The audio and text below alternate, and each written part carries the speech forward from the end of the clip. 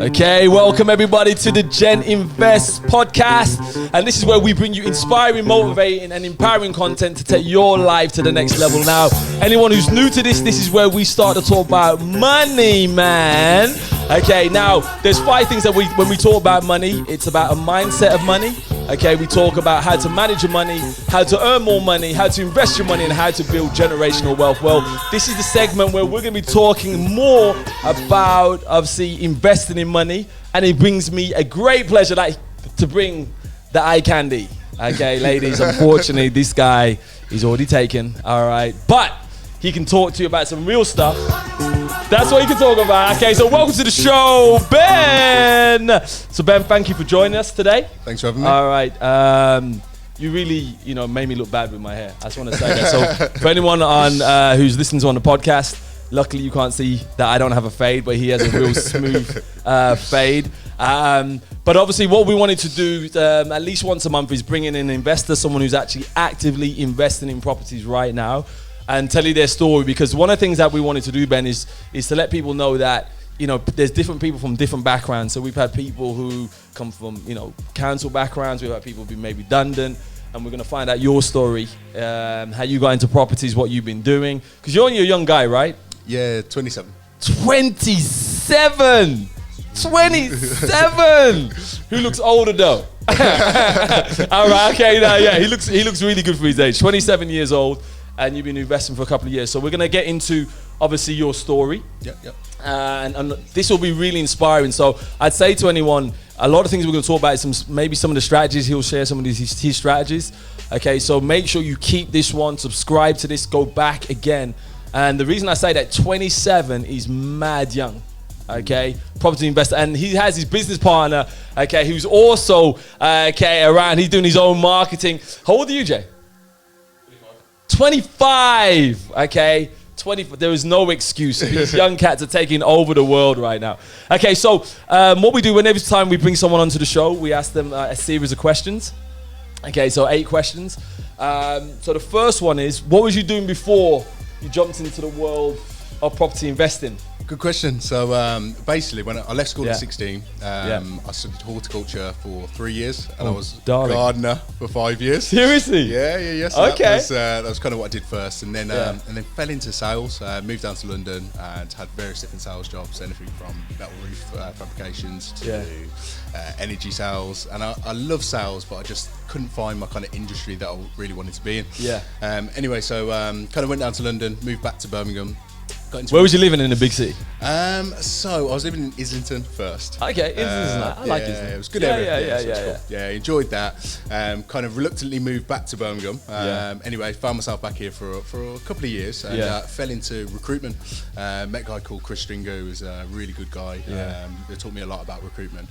And that's where one of my friends then set up a property company in London. It was a strategy called Rent to Rent. Yeah. And anyway, I'd always had the idea that I wanted to invest in property. Yeah. But I had the same kind of misconception. How old was you when this started happening then? So I would have been 23, 24 at this point. Okay, 23, 24. Still young. Yeah, so I just had the same misconception that basically you had to have a successful career. Yeah. And once you're retired, you'll have piles of cash to then put into property. That's it. And my friend basically, he had 9 rent-to-rent HMOs at that time. Yeah. He just showed me that you could invest in property using different strategies, using other people's money. Yeah. And it just massively opened my Whoa, Charlie Sloth time. Okay. All right, did you hear that? You can get into properties using other people's money. All right, so you're going to go into that. We're going to talk a lot about that today. Okay, I just wanted to catch that. So he started at, around 23, 24, and your strategy was using other people's money. So, carry on. Yeah, that's it. So basically I had 9 rent-to-rent HOAs, and he wanted to make the transition from rent-to-rent to managed SA units. Yeah. That's service accommodation. Yeah. So anyway, he's having some difficulty getting new landlords on, because basically they weren't guaranteeing the rent, weren't putting down deposits or anything like that. So he asked me to come down and basically help him out with the sales side. Yeah. So I went down there and just fell in love with the whole property industry. I was like in pure awe, started going out and networking, seeing what people people were doing in the industry, and I was just like, I'd found home basically. Yeah. This is my niche. I loved it. Yeah. So basically, very quickly we got a huge amount of traction. There was Ivo Gospodinov and Miro Gospodinov, two brothers who are just a complete inspiration, have been for a long time to me. Yeah. Are they still in properties now? Oh yeah, they're doing amazing things as well. Oh, are they? Yeah, they basically showed me exactly what was possible in property. Anyway, so jumped on with them. They taught me everything I needed to know about rent to rent, service accommodation. And we're going to talk about rent to rent and what that actually means, because sometimes, for anyone who may be new to this show, hasn't listened before, and you're like SAs and rent to rent, so we're going to go a little bit more into that. So so you'll break that down for us. So carry on. Yeah, definitely. So from there, basically, they had a couple of of the 9 rent to rent HMOs, they were making some really good cash flow from those properties. And what I found from service accommodation. Okay, hold on. When you say really good cash flow, you didn't say good cash flow. You said really good cash flow. What kind of cash flow was they making? So they had the first ever property was an accidental rent to rent. It was bringing in like £800 a month, and we had to just fill a couple of rooms every few months, should we say? So I found that rent to rent was somewhat more passive than service accommodation. And at the time, my partner was expecting the little one, so I just found service accommodation a little bit too labour intensive for me at the time. So basically stepped aside from Evo and Miro and decided that I was going to then go and do rent to rent on my own. So very quickly I come across quite a few objections from landlords and agents and stuff like that. And with my kind of nature, whenever there's a problem, I think, right, what's going to be the solution here? So some of the agents were talking about minimum turnover requirements to get into rent to rent. So you're looking at like $500,000 to get in, and then the trading history of 3 to 5 years. So I was like, right, okay, let's go back to the drawing board. How are we going to get around this? So that's basically what I decided I was going to do, was find other investors that were looking for these opportunities but couldn't quite get them across the line, and then essentially use their capital to invest in the deals, use their companies to basically put the deals through. I would effectively find them, negotiate them, and then fill them, and then after that I would then plug into their management systems. So it was a way of getting the deals done essentially. So in doing that, very quickly I got up to doing 3 deals a month, which was great. I could just bang them out, negotiate the deals, get them tenanted in, then on to the next. So it was really, really good in terms of kind of initial sourcing fees and tenant fine fees. How much money are you going to make? Because everyone, whenever we talk these things, people are always interested in how much money you make. How much money sure. So each individual deal that I was sourcing, I was looking at between £750 and then £1,250. And then I was charging £100 per room that I filled. So on a 6-bed, you were looking at sort of between £1,500 to £2,500 on each individual. Nice. So it's like $4 to $6 grand a month you could be doing. So it was really good in terms of cash in. The only thing that would change, looking back in hindsight, was I would have kept interest in the deals. So because I was just sourcing them on, effectively I wasn't securing my income essentially. So what I found that when my partner gave birth, she wanted to move back up to the Midlands. So essentially I then had the choice of commute down to London, keep doing what I was doing. So effectively I had to go back to the drawing board again and effectively start again back in Birmingham. But it was great because all the things that I'd learned down in London, I could then reapply back in Birmingham. You seem to have like this quality in your personality, like this tenaciousness and tenacity to keep going and persevere to find a route. You know what I mean? Because the thing is, you watch Channel 4 and it makes it all look easy. But what you're saying is that actually you're going to have to find your path. Yes, there is gold at the end of the rainbow. So how did you continue to remain motivated? Like when you had these hurdles, like essays were too complex. You didn't have the money. Then you got to move to Birmingham. How do you keep going? I like challenges. Oh, okay. I really love challenges and finding a way. And one of the things I've always looked at is basically, so one of my core principles is I'll outwork anyone. That's always been my core principle. Will Smith in the house. We got Will Smith in the I will outwork you. So it's always, so looking at property, there's always going to be people out there that have got more capital. They're better at negotiating than you. They've got more contacts and stuff like that. But basically, if you just look at the resources that you got around you in terms of knowledge, capital, connections, and just utilize those connections to find out which strategy is going to be best for you. So for me, it was just about finding the right strategy that was going to suit what I had around me, and then just go laser focused into that strategy. So it took me, I'd say 2 years before I got any kind of traction. You know, I built, I sourced other properties for other people, but it was only the back end of last year where we started building our own rent-to-rent portfolio. So it was a lot, but in the beginning, I'm glad that I went through that kind of 2-year process, because that was where you learn from your mistakes, you learn from other people's mistakes, you're sort of refining the tools that you got in your toolkit, you know, so it's all learning, it's all good stuff. That is incredible. So 2 years, all right, this was not overnight success. This guy's put in the work, put in the labor, all right. So within your portfolio, current portfolio now, you're just focused on rent to rent, so not actually owning the property. So can we talk a little bit more about this rent to rent portfolio? What does it actually mean for anyone who's new to this? What does that actually mean? Because you actually don't own these properties, right? That's it. Yeah. So there's a couple of ways that you can do rent to rent. So for me, it's effectively providing a solution for landlords. So you'll have different types of landlords that are at different stages in their investing kind of journey. I like to think there's three really. You'll have the people that are actively building and growing their portfolio. They tend to be quite hands-on and stuff like that. So it's not as easy to negotiate rent to rent deals with them because they're hands-on. Then you've got the kind of the maintaining kind of management phase, which is where people are looking for management companies to effectively manage their portfolio, so they've got the time back.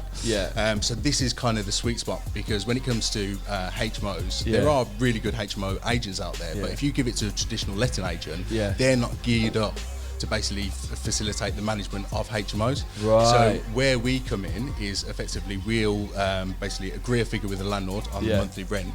We'll then guarantee that for anywhere between 3 to 7 years, and then effectively we take on all responsibility of paying the bills, doing all internal repairs, and just in general dealing with the tenants. So it's a completely hands-off strategy for the landlord. So this is brilliant. So for the landlord, he's like, hold on, you're guaranteeing me rent for 5 to 7 years. You'll take care of all my bills and maintenance. And so the boiler goes down. Yeah, that's our responsibility. Yeah, so the door's not working. That's it. That's all us. Someone's weeding the carpet. Yep, all us. They don't even hear the issues. We just jump straight on it. You know. Man, like I feel for a landlord, man. Like he's like, yeah, this is sweet. I'm making money, man. All right. Okay. So I'm thinking to myself, all right. So you're gonna guarantee my rent. Then let's do some basic numbers. Let's talk about that deal that you allowed me to walk around last week. And if you haven't seen it, go to my Instagram. I posted it up on there. I'll probably put it on YouTube as well. Now, this is like my dream home. I've got to admit, I hated, but when I walked in, I did hate you for at least 30 seconds. And then I appreciated you, right? So let's say, for instance, so you saw this house, which was a beautiful 6-bedroom house, in Birmingham. And tell us a story behind that then, so we'll get a story and we'll get the numbers so people can really grasp this one, because this is a live deal. Yeah, definitely. So with this one, so my business partner Sue Clark, she basically came across this and it was online. It was on Zoopla. So anybody could have found this deal. So, I didn't. I didn't find the deal. So it had been on the market for a few months as well. So basically when they first had it on, it was priced quite high, to be honest. Sue was monitoring it for a couple of months' time. That she saw the price reduction, then went into the agent and said, right, can we see it? So the agents weren't there to view it. We then sat down with the landlord and his wife. Basically just talked through exactly what they were looking for, what their pain points were, what they were planning to do going forward in their life. And it turned out we sort of built up a picture from them that basically they had the intention, they moved in there 2 years ago. They had the intention of basically doing a HMO, but they're going to be retiring in the next 2 years anyway. So they started doing all the compliance work. So they've put all the fire doors in, they've done the interlinked smoke alarms, and then the emergency lighting. But then they've realised that they don't want to essentially retire and then have another job. So that was great for us, because what it meant is we could come in, sort of guarantee their rent, which was market rent, what they were asking for the next 5 years. And how much was that? So that's just under 1,500 a month, so 1,495. And then basically all we've got to do, there was a sitting tenant as well, so we just take on their tenancy agreement. So we've got 2 fire doors to put in. We've got to furnish. It came part furnished, so we've just got to put a little bit of furniture in there, about 1,500 quid's worth. Apply for the HMO license. And how much is the works? Like any work? You talked about a couple of doors, right? A couple £100. So fire doors, with 2 fire doors, around kind of 300-400 quid. Then we've had a painter in there for the last 2 days, so I think that's about 90 quid a day, so 200 quid. 1,500 quid for the furniture, and then you're looking at 1,100 quid for the license. Boom. All right. So not much money in. So all in is costing you so far. Yeah, around 5,000. About £5,000 in, yeah. And you're going to guarantee this guy or the land, the people who own it, 1,500. Yeah. And this was 6 bedrooms. Yeah. So how much do you think how much, because you rented out some of the rooms, we just talked off camera. Yeah. You've already rented out some of the rooms in a week. Yeah. You've had this a week and you got rooms rented out. Yeah, so we had the first 2 viewings. We had a couple of viewings over the weekend. So we had the first 2 this week, and then both of them said, absolutely love it, we're taking it. So we've got 3 rooms gone now. Yeah. So just 3 more to go. And then we've got pretty much back to back over the weekend. So it should go. How much are you charging per room? So it varies. So the cheapest room is 450. 450, yeah. And then it goes up to 650 for the top end. Yeah. And then in between that, we've got 2 495 rooms, 1 600 and 1 550. Oh, okay. So all rented out, right? And with your expenses, because you're going to also have to pay the gas bill and all those things. How much do you think you'll make? So we'll make in between 1,000 and 1,150 pounds a month. Okay. I don't know if you heard that. All right, say that again. So in between 1,000 and 1,150 a month. Per month for a property you don't own. That's it. Yeah. All right. So talking about over 12,000 a year, okay, on a property you do not own, and that's passive. You're not working. No. Right. So what's the hardest thing that you've had to do? Once you own the house, what's the hardest thing you're going to have to do? So pretty much now all we're going to do is hand that into the internal team, who will then sort of liaise with the tenants and maintenance guys. But pretty much because it's such a good house, we'll have really good tenants in there. There won't be much maintenance because it's a really good site. It's just been refurbed, so it's pretty much going to be hands off that one. So hands off for £1,000 a month, right? Okay, so. I still hate you. Yeah. All right, let me just get my confession out there. Right. So how many of these rent-to-rent things have you got now then? So we're up to 9 now. 9 of these. Yeah. Okay. So you're full-time, passive income. You're living the dream. Look at, he's always smiling, right? For anyone who's wondering why this guy's always smiling, this is why. This is why he's always smiling. So we talked about some of your challenges then. What does the future hold for you then? So you've got these rent-to-rents and you're not doing anything else, right? This is your strategy. Purely rent-to-rent, yeah. Okay. Now, in a world where there's a million strategies, and we spoke about this offline, why are you sticking to this one? Why are you focusing on this one and you're not touching everything else that's out there potentially? Yeah, so a couple of reasons really. I mean, one of the main reasons is so at the back end of last year, basically when I moved back from London, I went on a 3-day accelerator program through Simon's, a really good program. And basically, I was running around and I was trying to do a lot of everything, and not a lot was happening, to be honest. So basically, I then went and had a chat with Sajid Hussain, went on his mentoring program, and basically what he did was just realign me. So we basically went, right, Ben, what's your previous experience? What have you done in the past? What are you good at? And essentially, what I was good at was rent to rent. So he said, well, okay, let's park that for 1 second. Let's jump back to rent. And when he did that, that's when I got my traction and my focus back again. So essentially, what we're doing at the moment now is we're in the process of building the team. So we've got Fiona, who's amazing, is helping us out with the admin. We're just about to take on a property manager full time, who basically replaced me from the letting side. And then my main focus then will just be going out and acquiring new landlords, working through agents and doing various different things to bring on new properties. And my idea is basically do something incredibly well, laser focus, then systemize it, put a team in place, and then at that point, then you can focus on what's the next kind of 12 months look like and put your next kind of goals in place. Love that. So, the future holds for you now building this business, and you're solely focused in Birmingham. Yeah. So we got a couple of properties over in the Black Country, but predominantly we're looking in Birmingham. Yeah, man, it sounds like exciting times for you. So what happens after that? So take over the world domination. so what we're going for at the moment, because Article 4 is going to be coming into Birmingham. So what does that mean for anyone? So basically, it's a government directive, and it basically just it's there to reduce monitor the number of HMOs in any particular area. Right. So they're talking about doing a blanket across the whole city of Birmingham. So what we're looking to do. Why is that? Why is that come in? You've got areas like perfect example in Birmingham would be Selly Oak, where it's just pure students, no one else kind of lives there. So it's just to stop oversaturation and basically monitor and control the number of HMOs in the area. It's a good thing, really. Because you don't want HMOs too many. Exactly that. So existing HMO landlords and people that have got existing rent-to-rent portfolios with HMOs, it's a good thing. But essentially, we're just gunning to get as many as we can in this time, get them all set up and compliant and really good standards. And at that point, then that's when we can rethink what the strategy is going to be. So essentially, the way that we look at it, we're looking at creating other businesses that kind of feed off our current business. So like cleaning businesses, gardening businesses. The horticultural. I see what you did there. We're back to my roots. How'd you like that? No, hold on. That's a Charlie Slump moment right there. That's a pun of the week. That's a pun of the week. That was genius, Denzil. All right. So we went back to my roots. Love what you did there. Okay, I love that. That's it. So build them off the existing portfolio, and then essentially bring people in to then basically run those businesses for us. So we're almost creating like a self-sustaining ecosystem within our businesses, essentially. And then after that, what we're looking to do, we're going to do, me and business partner said we're going to do a couple of flips, then buy-to-lets. Who you buzzing about? You're partnering with some? SEP, awesome. Yeah. So and then after that, we'll just rethink. Basically, we have 12 months. We have 90-day planning sessions. Then we have 12-month basic goals. We've just had a last 12-month one, so we're just working kind of stages like that. Just staying killing it. Exactly. Brilliant. I say, look, I'm truly inspired, and I say this to anyone, like genuinely. When I do these podcasts, I think it's actually more for me. I don't care about anyone else. All right, this is a real selfish thing. But the reason I say that is that if you are not inspired by listening to someone 27 years old, okay, property portfolio, some of these properties are giving you £1,000 a month and things like that. You don't have to work now. You're your own boss and you're building a business at 27 years old. If you are not inspired to say that you can do something, you're dead. You literally, emotionally, you're dead.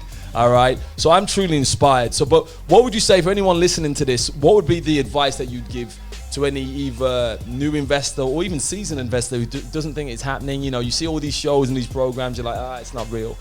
What would be the advice that you'd give to someone who's listening to this podcast right now? I think number one for me would be sort of have a look at yourself, what you want to do, and then find someone that's already doing that strategy, find out how you can add value to them and just learn from them, essentially. So I was so incredibly lucky to be around Evo and Mura that basically gave me a leg up into property, showed me the ropes, and then I could then run with it, sort of thing. Okay, can I spend some time with you? Like, what do you want? Like coffee, lunch? Coffee's fine. Okay, cool. Just saying, you know what I mean? Opportunity nuts. Okay, that's great advice. So really just find someone who's in that lane that you want to do, see what they do, mimic them. You see what I mean? How you can add value to them as well. Exactly. You see what I mean? Yeah, definitely. And then the other step would be the educational piece. So just make sure whatever strategy you're doing, you get the right people around you that can give you the right advice, whether that be training, whether that be a mentor, whatever it may be. It's just to make sure that you're on the right tracks and you're building something that's going to be sustainable, safe for your tenants, and essentially you're on the right direction, you're going the right path. That is amazing. Ben, thank you so much. Do you know what I mean? Like, I asked him last week, like, you got to come on the podcast. Phoned him today, could you still do it? I was like, yeah, thank you. This guy is a rock star. Obviously, James, who's working with as well, he's just done a deal this morning. These guys just came to the office today. Do you know what I mean? Doing deals. He's going to another meeting to do another deal. These guys are hot. All right. So listen, thank you once again, Ben. If anyone wants to follow you and stuff like that and see what you're doing, because obviously you're promoting what you're doing and things like that, how can they follow you? Where can they follow you? Yeah, so mainly Facebook, Instagram, LinkedIn. So all Ben Robinson on Facebook. LinkedIn's the same, and then ben.robinson_ on Instagram. Awesome. Like, follow this guy. This is inspirational stuff. Like, don't look at the dog licking whatever it's licking type of Instagram. Like, you go out there and make it happen. So thank you once again. Obviously, for anyone listening or watching, please subscribe, comment, tell me what you think. Is this a strategy that you would follow? Is this something that you would do? Any questions? Obviously, we are going to be doing the money mindset course starting in January. Going to be working with a lady that you just done a deal with, Sue Clark. And any questions around properties or anything like that, hit us up. I'm more than happy to pass you over to Ben, something that I can't answer as well. So listen, this is about taking control of our own financial future. You can't wait for the government. You can't wait for your companies. You've got to take control of your financial future. These guys are doing that now and building great things. So God bless you, and we'll see you soon for the next GenInvest podcast show. God bless you all. Bye-bye.